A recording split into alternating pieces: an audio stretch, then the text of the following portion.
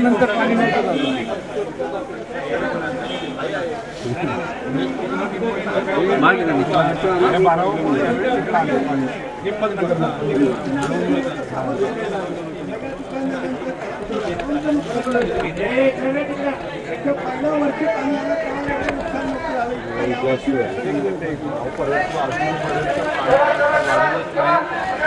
जास्त काल पाणी किती सोडलं रेकॉर्ड बघितलं 35,000च आहे. आपण कधी कधी नाही काका तेवढंच आहे, पण पलीकडच्या भरावामुळेच आपल्याला वाटलेलं आहे सोडलंय, भरावामुळे जास्त झालं पाणी. 500 वरसगाव आणि टेमघर ही 3 धरणं तर अजून 70%च आहे. तिथं एक टिपका पाणी सोडलं नाही. हे फक्त खडकवासला ओव्हरफ्लो झालं तेवढंच पाणी आहे. मग ते तिकडचं तर पाहुण्याच्या नाही गंमत नाही, पण त्याच्यामुळं म्हणताय 35,000नीच असं होतं.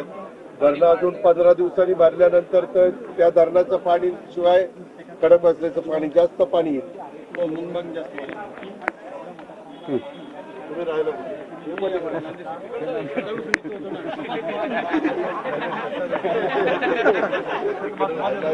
हे खड्डे आहे पलीकडे आळूचा ना.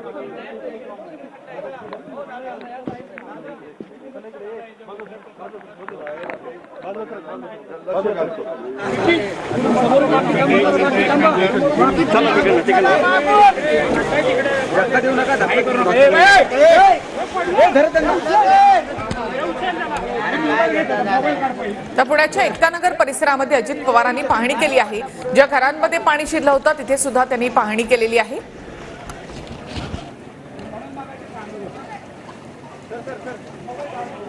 तर सकाळी साधारणतः 11च्या सुमारास देखील एकतानगर परिसरामध्ये खांद्या एवढं पाणी या ठिकाणी झालेलं होतं. अजूनही एकतानगर परिसरामध्ये काही ठिकाणी पाणी साचलेलं आहे. घरांमध्ये पाणी शिरल्यामुळे प्रचंड मोठं नुकसान या ठिकाणी झालं.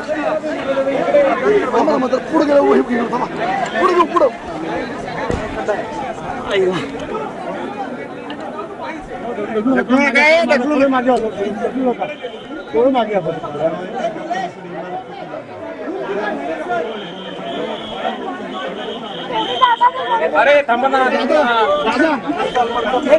15 वर्षापूर्वी आलं नाही, बाईट नाही होते. थांब ना, बाईट नाही होते. त्याच्यानंतर पूल वगैरे बांधला, त्यानंतर 10 वर्ष पाणी आलं नाही. त्या हनीत जवळ केस घेतली, सगळा रस्ता उकडला, हा पूल उकडला, त्यामुळे हे सगळं पाणी इकडे येते. पण ते भराव त्याच्यामध्ये पाणी तर आलं होतं, या भागात पाणी येत नव्हतं.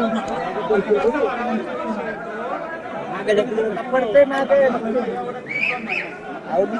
आपला निखिल पडलाय.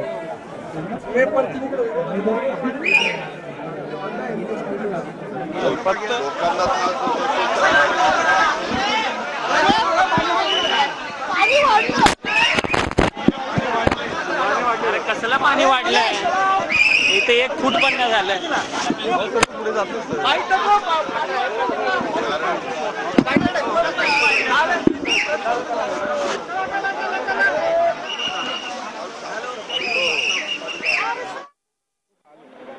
केली जात आहे. तर पुण्याच्या एकतानगरची सकाळची दृश्य देखील आपण बाजूला पाहतो. इथून जवळपास 201 लोकांना या ठिकाणून बाहेर काढण्यात आलेलं होतं. 8 ते 10 फुटांपर्यंतचं पाणी या परिसरामध्ये साचलेलं होतं. या सगळ्या नुकसानीचा आढावा उपमुख्यमंत्री आणि पुण्याचे पालकमंत्री अजित पवार यांच्याकडून घेतला जातोय. अजूनही एकतानगर परिसरामध्ये पाणी साचलेलं आहे. पुण्यातल्या पूरस्थितीचा अजित पवारांकडून आढावा घेतला जातोय. तसंच संबंधित यंत्रणांना सुद्धा या ठिकाणी आदेश देण्यात आले. या पूरस्थितीचा आढावा घेण्यासाठी स्वतः अजित पवार आता रस्त्यावर उतरले आहेत. स्वतः पाहणी करत तिथूनच ते संबंधित विभागांना आदेशही देत आहेत. खडकवासलामधून पाण्याचा विसर्ग करण्यात आलेला आहे आणि त्यानंतर हे पाणी सगळं एकतानगर, निकुंभ नगर या सगळ्या परिसरामध्ये पसरलं.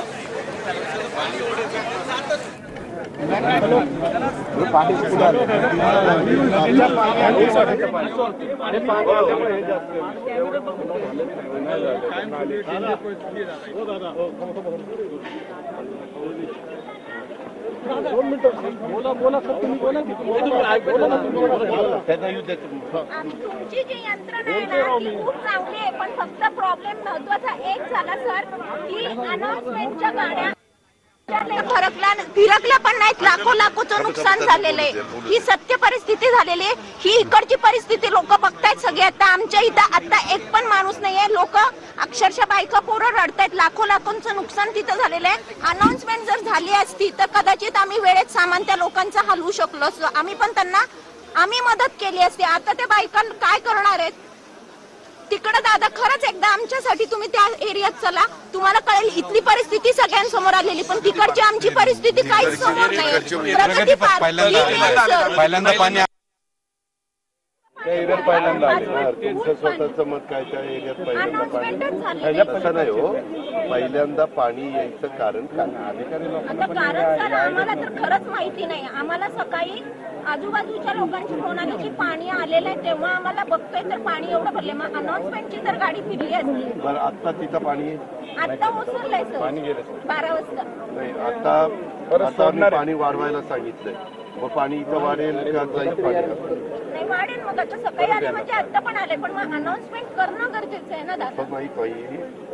आपल्याला दिवसा पाणी जरा जास्त बाहेर काढून 6-4 जरा धरण खाली करायचंय. कारण धरण आहे आपलं लगेच भरतंय.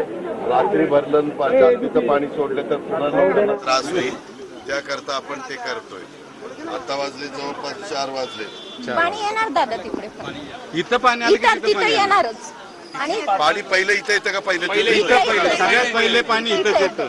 मग तिथे येतं आणि मग निंबाजनगरला येतं. पण निंबाजनगरला पण लोक पोहोचतायत, तिथं पण पोहोचतायत.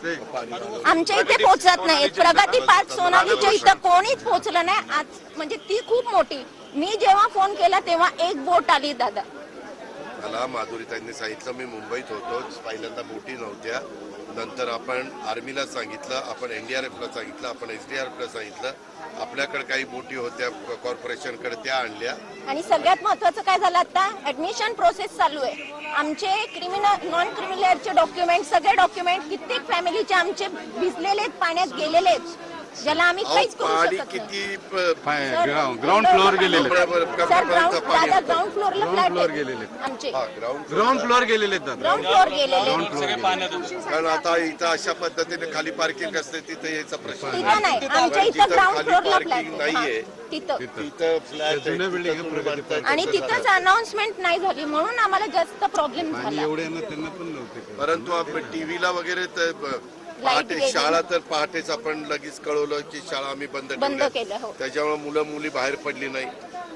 10वीची का कशाची परीक्षा चालू आहे, त्याच्यात ज्यांना पेपर देता येणार नाही त्यांची वेगळी परीक्षा घ्यायचा तो निर्णय झालाय. त्याच्यावर तिथं अडचण नाही. फक्त तुम्ही म्हणताय ते तसं थोडे अनाउन्समेंट झाली पाहिजे असं त्यांचे मत. कारण ग्राउंड फ्लोअर मध्ये सगळं चिक्कल वगैरे झालंय. घरामध्ये सोफा सेट वगैरे सगळं, पोरं मुलांची पुस्तकं सगळं साधारण चिक्कल. किती घरांचं झालं असेल अंदाजे? 20 ते 25 च्या आसपास. ग्राउंड नाही आमच्या इथलं सांगते. सोसायटी किती टोटल पहिल्यांदा आले दादा. 250 तरी असतील घरं. सगळ्यात जास्त पाणी गेलेलं अंदाजे सगळे जास्त नाही, सगळे मिळून 100 ते 125 असतील. 100-125 करायला लावले ना तुम्ही. 100-125 आणि ते ग्राउंडचे दादा वरचा संबंधच येत नाही. ग्राउंडची जी फ्लॅट आहेत तेवढीच घर आहेत ती, वरचा काही संबंधच नाही येत त्यांचा. खाली दुकान आहे. हा इन्शुरन्स असतो ना.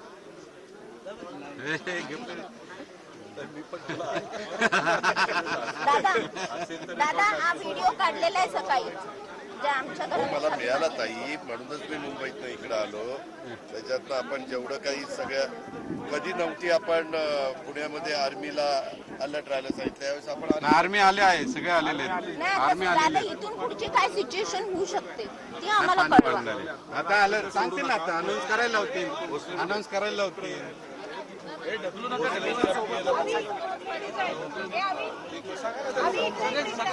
ऐकणार सगळ्यांचं ढकलू नका प्लीज. त्यांना बोलू द्या, काय समस्या लोकांच्या कळू द्या. काळजी करू नका. ते सांगतो. पंचनामे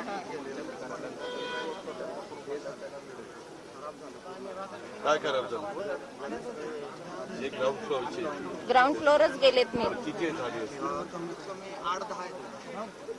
टोटल मिळून 100 सव्वाशे तेवढ्याचा पण तुम्ही एवढा एरिया म्हणताय. सोडून अजून कुठं पाणी गेलं